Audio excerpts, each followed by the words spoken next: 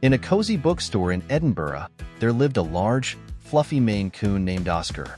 Oscar was the unofficial greeter at the Wandering Page, a beloved neighborhood bookstore.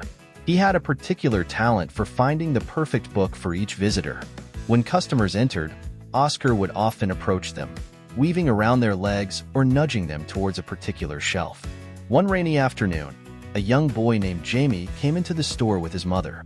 Jamie was shy and had trouble finding books that interested him.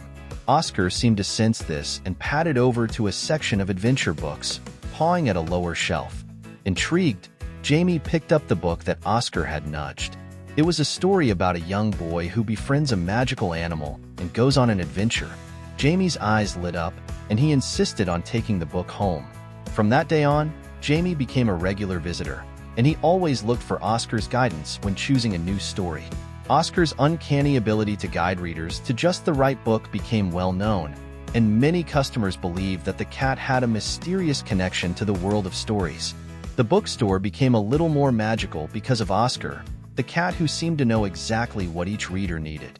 As word spread, more people began visiting the Wandering Page just to experience Oscar's book recommendations. The bookstore owner even started a blog documenting Oscar's picks, which attracted readers from all over. Oscar's presence turned the store into a community hub, where people gathered not just for books, but for the joy of seeing a cat with a love for stories.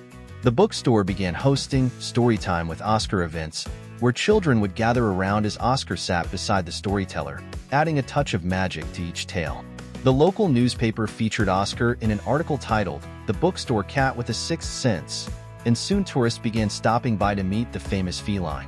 Oscar's influence extended beyond the bookstore, as he inspired a love of reading in many young visitors who saw him as a magical guide to the world of stories.